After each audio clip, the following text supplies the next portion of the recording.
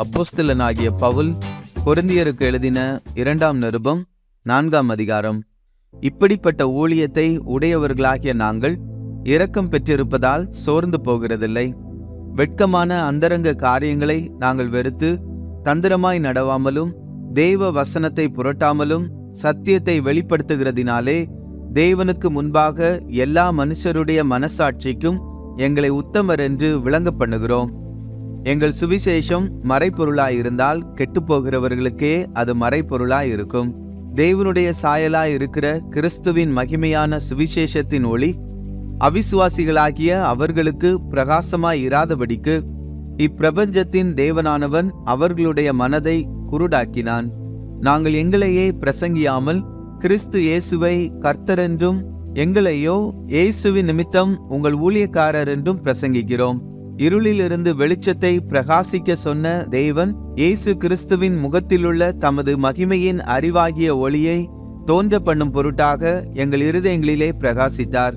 இந்த மகத்துவம் உள்ள வல்லமை எங்களால் உண்டாயிராமல் தேவனால் உண்டாயிருக்கிறதென்று விளங்கும்படி இந்த பொக்கிஷத்தை மண் பாண்டங்களில் பெற்றிருக்கிறோம்.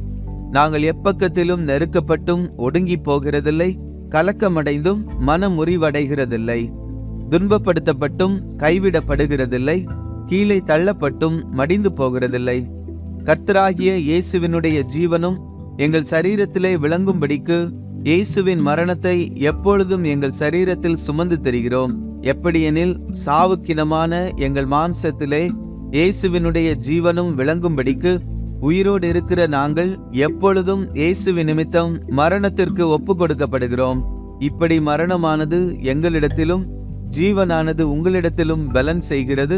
விசுவாசித்தேன் ஆகையால் பேசினேன் என்று எழுதியிருக்கிறபடி நாங்களும் அந்த விசுவாசத்தின் ஆவியை உடையவர்களாய் இருந்து விசுவாசிக்கிறபடியால் பேசுகிறோம். கர்த்தராகிய இயேசுவை எழுப்பினவர் எங்களையும் இயேசுவை கொண்டு எழுப்பி உங்களுடனே கூட தமக்கு முன்பாக நிறுத்துவார் என்று அறிந்திருக்கிறோம். தேவனுடைய மகிமை விளங்குவதற்கேதுவாக கிருபையானது அநேகருடைய ஸ்தோத்திரத்தினாலே பெருகும்படிக்கு இவையெல்லாம் உங்கள் நிமித்தம் உண்டாயிருக்கிறது. ஆனபடியினாலே நாங்கள் சோர்ந்து போகிறதில்லை. எங்கள் புறம்பான மனுஷனானது அழிந்தும் உள்ளான மனுஷனானது நாளுக்கு நாள் புதிதாக்கப்படுகிறது. மேலும் காணப்படுகிறவைகளை அல்ல, காணப்படாதவைகளை நோக்கி இருக்கிற நமக்கு அதி சீக்கிரத்தில் நீங்கும் லேசான நம்முடைய உபத்திரவம் மிகவும் அதிகமான நித்திய கன மகிமையை உண்டாக்குகிறது.